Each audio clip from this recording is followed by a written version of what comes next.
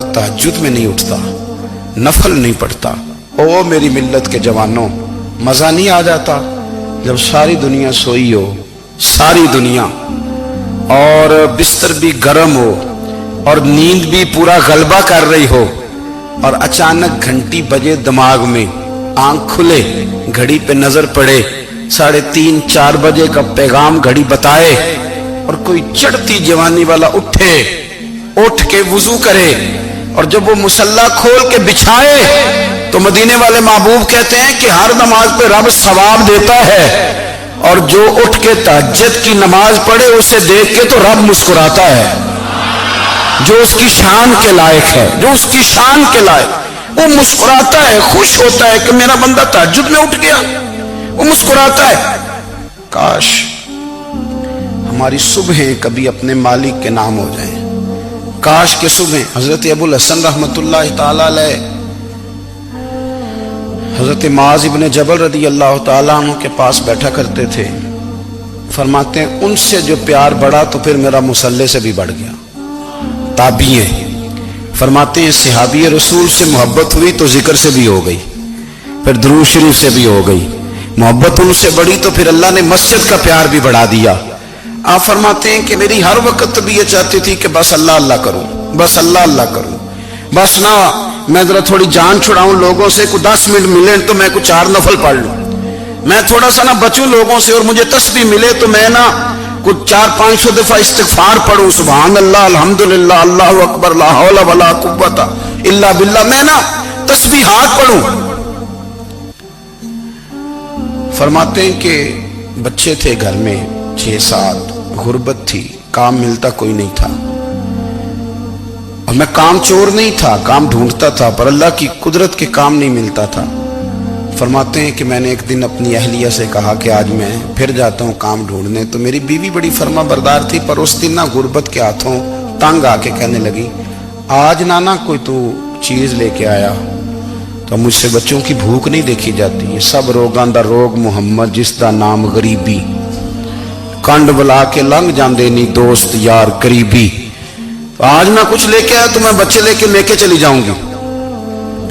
शेख फरमाते हैं कि मैं बड़ा परेशान घर से निकला, पर मैंने सुबह से लेके जोर तक काम ढूंढा, काम मिला कोई नहीं, तो मेरे दिल में ख्याल आया चलो काम नहीं मिलता तो अल्लाह अल्लाह तो करे ना, चलो बंदों की मजदूरी नहीं मिलती तो रब करीम की इबादत ही करते हैं। फरमाते हैं कि मैंने ना फुरात के पानी से वुजू किया, नहर के, शदीद धूप थी, साथ रेत थी और रेत तप रही थी, मैंने अपना रुमाल वहीं मुसल्ला के तौर पर बिछा लिया, और फरमाते हैं कि जोर से लेकर असर तक नमाज पढ़ी, धूप भी पूरे जोर पे, पर मेरे सजदे का ज़ौक़ भी पूरे जोर पे। फरमाते हैं सूरज भी चमक रहा है और रब की इबादत का ज़ौक़ भी पूरे जोर पे, मैं सजदा करूं तो फिर मेरा उठाने को जी ना चाहे। मेरे उस्ताद लिखा करते थे, ये उनका शेर है, वो कहा करते थे, मुझे सोज दे, मुझे साज दे, और मुझे नीम शब का न्याज दे, दम सजदा खुद को मैं तोड़ दूं, मुझे ऐसा ज़ौक़े नमाज दे, और मैं तेरी बहार का फूल हूं, मैं खिला भी हूं तो तेरे लिए, मुझे मेरी शाख से तोड़ ले, मुझे अपनी जुल्फ का नाज दे। भाई फरमाते हैं कि असर तक मैंने नफल पढ़े, दिल ढलने लगा, असर की नमाज पढ़ी और मैं वहां से चला। अब मैं जब निकलने लगा तो दिल में ख्याल आया कि छोटी छोटी दीवारें हैं घर की, बगैर कुछ लिए जाऊंगा तो बीवी दूर से देखेगी तो शोर करेगी कि फिर खाली हाथ आ गया है। कहते मैंने अपनी उसी रुमाल में जिस पे मैंने नमाज पढ़ी थी ना, रुमाल में की आखी दे पंजाबी ज साफा, कहते हैं उसी में ना मैंने कुछ रेत भर ली कि वो दूर से देखेगी तो समझेगी कुछ लेके आया है, चलो जाके उसे बता दूंगा कि आज फिर मजदूरी नहीं मिली। कहते हैं वो रेत लेकर जब मैं घर में गया तो पहले बीवी दरवाजे पे खड़ी होती थी, पूछती थी खाली हाथ आ गए हो, आज मैंने देखा तो है ही कोई नहीं। फरमाते मैं अंदर दाखिल हुआ, सलाम लिए, कोने में मैंने वो रुमाल रख दिया और मैंने आवाज दी कि भली मानस कहां हो, तो वो कहने लगी आप मुंह हाथ धो ले, मैं रोटी लेके आई। मैंने कहा रोटी कहां से आ गई, यहां तो कई दिनों के फाके, तो कई दिनों की गुर्बत है, یہاں تو اس گھر میں تو فقیری ہے. فرماتے ہیں کہ وہ روٹی لے کے آئی اور اس وقت کی جو موجودہ نعمتیں تھیں سمجھنے سلاد اچار ہر چیز ساتھ لائی. میں نے کہا کہ بچے کہاں گئے؟ کہنے لگی وہ کھانا کھا کے کھیلنے گئے، آپ کھانا کھا لیں آ جاتے. کھانا اس نے چن دیا. میں نے حیرت انگیز لہجے میں ساری نعمتیں اپنے دسترخوان پہ دیکھ کر کے بیوی سے پوچھا یہ کہاں سے آیا کھانا؟ بچوں کو تو نے کہاں سے کھانا کھلایا؟ یہ سارا کچھ کیسا ہے؟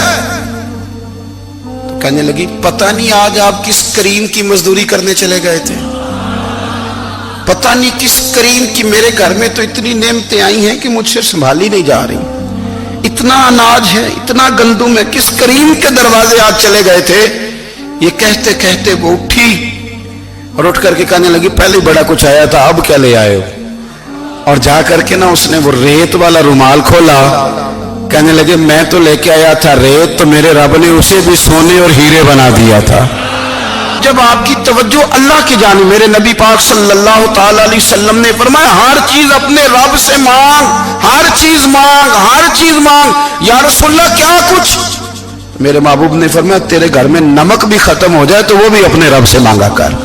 تو مانگنا وہ تجھے دے گا، تو اس کی بارگاہ میں کشکول طلب دراز تو کرنا. اور ترمذی شریف میں عجیب لفظ ہے، رسول کائنات نے فرمایا، رب کریم فرماتے ہیں جب میرا بندہ ہاتھ اٹھاتا ہے نا تو مجھے حیا آتی ہے کہ میں خالی کیسے لوٹا دوں اس کے. اتنے بڑے بادشاہ کی بارگاہ میں. او بھائی، لوگوں سے عزتیں تلاش کرتے ہو تو وہ کیا تمہیں عزت دیں گے؟ وہ تو کل اچھا کہتے ہیں پرسوں برا کہنے لگ جاتے ہیں. لوگوں کے سامنے گڈ بک میں آنا چاہو گے تو وہ تو سویرے تمہارے بارے میں کچھ کہیں گے، شام کچھ اور کہیں گے. اپنی روحانی زندگی آباد کریں، اپنے مسلح کو وقت دیں اور دنیا سے چھپ کر اس موبائل کو بند کر کے اور اپنے آپ سے بھی چھپ کے اور تنہا ہو کے چھپا کے سارا کچھ اپنے آنسو اپنے رب کی بارگاہ میں پیش کریں، اس کے حضور حاضری دیں. سنو نا ترمذی کی حدیث اور اسے یاد رکھنا. نبی پاک علیہ السلام نے فرمایا اپنے دکھ لوگوں کے سامنے نہ بیان کرنا، سیٹھوں نوابوں کو نہ بتاتے پھرنا، دنیا داروں کے سامنے جا کے نہ رونا کہ میں تکلیف میں ہوں. فرمایا اگر دنیا داروں کو دکھ بتاؤ گے رب تمہیں کبھی غنی نہیں کرے گا. اور لوگ ہیں کہ الٹا مذاق اڑائیں گے. آپ کی جس سے بڑی پکی یاری ہے نا، پکی، وہ تب تک پکی ہے جب تک آپ نے 50,000 مانگا نہیں. اور جس وقت آپ نے کہہ دیا کہ میں مجبور ہوں میری مدد کر تو پھر ختم ہو گئی دوستی. لوگوں کی تعلقات آپ کے ساتھ تب تک ہیں جب تک آپ ان سے کوئی ضرورت وابستہ نہیں کرتے. کریم محبوب فرمانے لگے بندوں کے سامنے دکھ نہ بیان کرنا، اللہ تجھے کبھی غنی نہیں کرے گا. تو اپنے دکھ اپنے رب کو بتا، تو دعائیں مانگ، تو اس کی بارگاہ میں حاضر ہو، تو اس کے حضور عرض کر.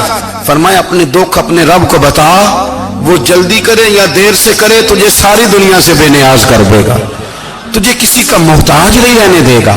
اپنے مسلح کو، اپنی دعاؤں. ایک بزرگ فرماتے ہیں میں نے دعا مانگنے کا طریقہ اپنی بیوی سے سیکھا. دعا مانگنے کا طریقہ اپنی، سیکھنے والے تو اپنے بچوں سے بھی سیکھ لیتے ہیں، سیکھنے والے تو ہر ایک سے سیکھتے ہیں. وہ کہتے ہیں میں نے دعا مانگنے کا سلیقہ اپنی بیوی سے سیکھا ہے. حضرت وہ کس طرح؟ فرمانے لگے میری بیوی نے نا مجھے کوئی کام بتایا، کچھ پیسوں کی ضرورت کے لیے کہا، تو میں نے اسے کہا کہ بھئی ابھی میرے پاس نہیں ہے، کچھ دنوں میں آتے ہیں تو میں دے دوں گا. عورتوں کی عادت ہوتی ہے وہ بار بار یاد کراتی ہیں. 2-4 دنوں کے بعد پھر اس نے کہا حضرت وہ میں نے کہا تھا کچھ پیسے، میں نے اسے کہا کہ ابھی میرے پاس نہیں ہے، کچھ دنوں میں ملتے ہیں تو میں تمہیں دے دوں گا. اس نے کچھ دنوں کے بعد پھر کہا حضور وہ میں نے کچھ پیسے کہے تھے. فرماتے میں نے ڈانٹ دیا، میں نے کہا کہ کیا تو روز مجھے شرمندہ کرتی ہے، کہا نا میرے پاس نہیں ہے، ہوں گے تو دے دوں گا، تو روز یاد کراتی ہے. فرماتے ہیں اس نے پہلے تو میری ڈانٹ کو سہا، پھر میرے سخت جملوں نے اس کی آنکھوں میں آنسو پیدا کر دیے، پھر اس نے اپنے آنچل میں اپنے اس دکھ کو سمیٹا اور پھر اس نے ایک جملہ کہا تو میں رو پڑا اور مجھے اپنے رب سے مانگنے کا طریقہ آ گیا. مجھے کہنے لگی حضرت جی آپ نے ڈانٹ دیا میں نے سہ لیا، پر آپ ہی میرے شوہر ہیں، بتائیں نا آپ سے نہ کہوں تو میں کس سے جا کے کہوں. فرماتے ہیں میں رو پڑا اور میں کھل کے رویا اور میں تڑپ کے رویا اور پھر میری سسکیاں بند گئیں. تو مجھے کہنے لگی آپ کو کیا ہوا؟ میں نے کہا مجھے بھی دعا مانگنی آ گئی ہے. جب میں اسے کہوں گا نا اللہ تو ہی میرا رب ہے، میں تجھ سے نہ کہوں تو میں کس سے جا کے کہوں؟ میں کیوں کسی بندے سے سوال کروں؟ میں کیوں کسی دنیا دار سے کہوں؟ میں تیرے بندوں کا، نیک بندوں کا وسیلہ لے کے، تیرے محبوب کی غلامی لے کے تیری بارگاہ میں آیا. تجھ سے نہ مانگوں تو کس سے مانگوں؟ سمجھ آ گئی ہے جب میں اس رنگ میں مانگوں گا تو پھر رب میرے اوپر بڑا ہی فضل فرمائے گا، وہ میرے اوپر بڑی رحمت کرے گا، وہ میرے لیے آسانیاں کرے گا. عزیز دوستو، ہم اس طرح کرنے لگ گئے ہیں کہ ہم نے نا اپنے تعلقات پر اعتماد کرنا شروع کر دیا ہے. میرے تعلقات بہت ہیں. ہم نے اپنی دولت پر اعتماد کرنا شروع کر دیا ہے. میرے پاس دولت بہت ہے. ہم نے اپنے علم پر، اپنی شہرت پر اعتماد کرنا شروع کر دیا ہے کہ میرے پاس فلاں چیز بہت ہے. یاد رکھنا، جب بے نیاز اپنی صفت بے نیازی دکھاتا ہے تو بڑی بڑی دولتوں والے مجبور نظر آتے ہیں. بھائیو، جب انسان کا رشتہ اپنے مالک کے ساتھ ہوتا ہے پھر تو غم بھی کچھ نہیں کہتے، پریشانیاں بھی کچھ نہیں کہتی، پھر تو زندگی صبر والی، پھر تو زندگی توکل والی، پھر تو زندگی بھروسے والی. پھر انسان اپنے آپ کو رسوا نہیں کرتا. دنیا داروں سے امیدیں اس کی ختم ہو جاتی، امیدیں اللہ رسول سے لگا لیتا ہے، مضبوط ہو جاتا ہے، مضبوط، طاقتور ہو جاتا ہے، خوددار ہو جاتا ہے، باوقار باعزت ہو جاتا ہے. حضرت بہلول دانا رحمت اللہ علیہ بیٹھے تھے تو ہارون رشید حج کر کے آ رہا تھا. تو رستے میں حضرت شیخ سے ملاقات ہو گئی تو السلام علیکم کے بعد کہنے لگا حضور کوئی حکم ہو تو بتائیے گا. تو حضرت بہلول دانا فرمانے لگے تیرا رب کون ہے؟ اس نے کہا اللہ. تو فرمایا میرا کون ہے؟ کہا اللہ. فرمانے لگے تو بڑا ہی بیوقوف ہے، کیا تو یہ سمجھتا ہے کہ رب ہارون رشید کو تو دے گا اور بہلول دانا کو بھول جائے گا؟ تیرا بھی وہی رب ہے، میرا بھی وہی رب ہے. اس نے اگر تجھے دے کے آزمایا ہے تو ہو سکتا ہے مجھے نہ دے کے آزما رہا ہو. جب اس کی حکمت کے تقاضے ہوں گے تو عطا کرے گا اور دے گا. تو جا اپنا کام کر. بھائی، اپنی روحانی زندگی، اپنی عبادات، اپنے وظائف، اپنے روزمرہ کے معاملات، اپنی دعائیں، اپنا استغفار. دیکھو کوئی مشکل کام تو نہیں 2 رکوع ہیں سورہ واقعہ کہ اگر رات کو پڑھ لی جائے تو. میں کس طرح یہ بات بیان کروں کہ تعویذ بانٹنا آسان ہے اور وظیفہ بتانا مشکل ہے. سارا دن تعویذ بانٹیں تو لوگ لینے کو تیار ہیں، اور اگر آپ وظیفہ بتائیں تو کہتے ہیں تو مشکل کام ہے. او خدا کے بندے، اگر آپ کا تعلق قرآن پاک کے ساتھ مضبوط ہو، قرآن پاک کے ساتھ اگر آپ کا رشتہ ہو، لوگ سفارشیں ڈھونڈتے ہیں نا دنیا میں کوئی تعلق مل جائے تو میرا کام ہو جائے. دنیا میں اتنا مشکل معاملہ ہے، آخرت میں مجھے بتائیے گا کتنا مشکل معاملہ ہوگا. میرے نبی پاک صلی اللہ تعالی علیہ وسلم نے فرمایا جو لوگ سورہ ملک پڑھا کرتے تھے نا، سورہ ملک، یہ سورت ملک قیامت میں ان کی سفارش کرے گی اور اس طرح کرے گی کہ کہے گی اے اللہ یہاں اس بندے کو جنت میں داخل کر دے یا مجھے قرآن پاک سے علیحدہ کر دے. تو رب فرمائے گا جا اس کا دامن تھام کے اسے جنت تک پہنچایا. آپ بات کو سمجھیں، جب آپ کے تعلقات اپنے معاملات کے ساتھ مضبوط ہوں گے، یہ نبی کریم نے وعدہ کیا ہے کہ تو سورت واقعہ پڑھ تیرے گھر میں فاقہ نہیں آئے گا. حضرت عبداللہ ابن مسعود رضی اللہ تعالیٰ عنہ بیمار تھے تو حضرت عثمان غنی رضی اللہ تعالیٰ عنہ تیمارداری کے لیے تشریف لے گئے اور جا کر کے کہا کہ آپ بڑے بیمار ہیں، آپ کی بیٹیاں زیادہ ہیں، میں چاہتا ہوں کہ خزانے میں سے کچھ مدد کروں. تو سیدنا عبداللہ ابن مسعود رضی اللہ تعالیٰ عنہ اٹھ کے بیٹھ گئے اور کہنے لگے امیر المومنین، اللہ آپ کو میری طرف سے، میری بیٹیوں کی طرف سے بہتر صلہ دے. میری بیٹیوں کو کسی خزانے کی ضرورت نہیں، میں نے انہیں خزانہ دے دیا ہے. کہا جناب آپ نے کون سا خزانہ دیا ہے، میں آپ کے مالی معاملات کو جانتا ہوں. تو فرمانے لگے امیر المومنین، میرے نبی کریم نے فرمایا ہے جو سورت واقعہ پڑھے اسے کبھی فاقہ نہیں آتا.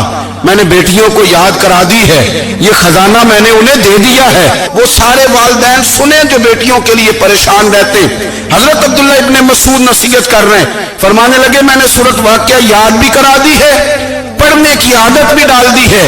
حضور نے فرمایا ہے جو سورت واقعہ پڑھے اسے فاقہ نہیں آتا. کہنے لگے چاند تو اپنی جگہ چھوڑ سکتا ہے، سورج گر سکتا ہے، تارے ٹوٹ سکتے ہیں، پر مدینے والے رسول کی بات غلط نہیں ہو سکتی. حضور نے فرمایا فاقہ نہیں آئے گا تو انشاءاللہ کبھی بھی نہیں آئے گا. کرنے کا کام یہ ہے کہ ہم اپنے معاملات، اپنی عبادات، اپنی دعائیں کبھی 10 منٹ عادت ہو جائے نا دعا مانگنے کی علیحدہ سے رات کو. حضور نے فرمایا جو فرض نماز کے بعد دعا مانگے اللہ اس کی قبول کر لیتا ہے. نبی پاک صلی اللہ تعالی علیہ وسلم نے فرمایا اللہ مسافر کی دعا قبول فرماتا ہے. حضور نے فرمایا اللہ مظلوم کی دعا قبول فرماتا ہے. حضور نے فرمایا بیمار سے دعا کراؤ اللہ اس کی دعا قبول فرماتا ہے. میرے نبی پاک نے فرمایا ماں باپ جب بھی اولاد کے لیے ہاتھ اٹھائیں، ویسے تو بلے شاہ تو آسمانی اڑ دیا ہی پھڑ دیں، جڑا گھر بیٹھا انہوں بڑھیا ہی نہیں. حضور فرمانے لگے ماں باپ جب بھی اولاد کے لیے دعا فرمائیں اللہ ان کی دعا کو قبول کرتا ہے. آپ اپنا تعلق بنائیں دعا کے ساتھ، عبادت کے ساتھ، مصلی کے ساتھ رشتہ بنائیں، استغفار پڑھیں. صلاح الدین ایوبی صلیبی جنگوں میں تھے. رات کو مسجد اقصی میں نماز پڑھی تو پریشان تھے. ایک بزرگ سے ملاقات ہوئی تو وہ کہنے لگے کہ آپ بڑے پریشان ہیں. کہنے لگے حضور پریشان اس لیے ہوں کہ پہلے ہی مسلمان کمزور ہے، اب میں نے سنا ہے دشمن کا ایک بحری بیڑا وہ جنگی سامان سے بھرا ہوا آ رہا ہے، تو اب ان کے پاس اور تلواریں اور نیزے آ جائیں گے، مسلمانوں کے پاس پہلے ہی وسائل کی کمی ہے، پریشان ہو کس طرح کر کے مقابلہ کریں گے. یہ بات کہتے ہی صلاح الدین ایوبی نے بزرگوں سے کہا حضور آپ بھی دعا کرنا، دعا کی بڑی طاقت ہے. میرے نبی پاک نے فرمایا دعا مومن کا ہتھیار ہے، دعا مومن کا، دعا مومن کا. حضور نے فرمایا تقدیر کو سوائے دعا کے کوئی چیز نہیں بدل سکتی. دعا مومن کا ہتھیار ہے، یہ کافر کے پاس کوئی نہیں، یہ ہتھیار ہے مومن کا. اللہ کرے آپ کو سمجھ آئے. پھر سنیں کئی بار کہہ چکا ہوں یہ ہتھیار ہے. کافر کے مقابلے میں جو تیرے پاس سب سے بڑا ہتھیار ہے وہ دعا ہے. دعائیں کرانی چھوڑ دی، کرنی چھوڑ دی، لینی چھوڑ دی. حضرت سیدنا انس بن مالک رضی اللہ تعالیٰ عنہ فرمایا کرتے تھے میں نے وہ رنگ دیکھا ہے جب حضور دعا مانگتے تھے اور حضور کی مقدس آنکھوں میں آنسو بھی ساتھ ہی بہا کرتے تھے، میں نے وہ انداز دیکھا. تو صلاح الدین ایوبی بزرگ سے کہنے لگے آپ بھی دعا کیجیے، اور خود رونے لگے اور سر سجدے میں رکھ کے رونے لگے اور عشاء سے لے کر فجر تک روئے، خوب روئے. صبح وہ بزرگ آئے تو صلاح الدین ایوبی کا خوبصورت اور ہنستا ہوا چہرہ دیکھا. کہنے لگے آپ بڑے خوش ہیں، رات تو میں نے بڑے روتے ہوئے دیکھا تھا. تو کہنے لگے حضور وہ جو بحری بیڑا آ رہا تھا نا وہ پانی میں ڈوب گیا ہے، اب وہ نہیں آ رہا، ابھی خبر آئی ہے تو میں بڑا خوش ہوں. بزرگ کہنے لگے اٹھ سینے سے لگ اور سن ایک بات، وہ بحری بیڑا پانی میں نہیں ڈوبا، وہ تیرے آنسوؤں میں ڈوب گیا ہے. وہ جو تو رات رویا ہے نا رب کریم کی بارگاہ میں تو وہ ڈوب گیا ہے. بھائی اپنا مصلی کا، عبادت کا، وظائف کا، اللہ اللہ کا سلسلہ اس کو مضبوط کرے، اپنی دعاؤں کے تعلق کو مضبوط کرے. دعائیں بڑے انقلاب برپا کر دیتی ہیں. ہم تھوڑے تھوڑے نا جب سے خشک ہوئے ہیں نا، خشک، اور میری تو جماعت ہی صوفیاء کی جماعت تھی. ہم تو داتا علی اجمیری کی جماعت سے، ہم تو خواجہ اجمیری کی جماعت سے، ہم تو شیخ احمد فاروق سرہندی کی جماعت سے، ہم تو صوفیاء کی جماعت. ہماری جماعت نے بھی وہ تعلق جو ہمارے بزرگوں نے بنایا تھا. بزرگ اللہ کے قریب کیسے جاتا ہے؟ تو ہمارے یہاں نا بہت سارے لوگ کہتے ہیں جی نظر ہو گئی تو کام ہو گیا. بھائی جو بخاری مسلم میں طریقہ ہے نا اللہ کا قرب پانے کا وہ تو نفل ہے.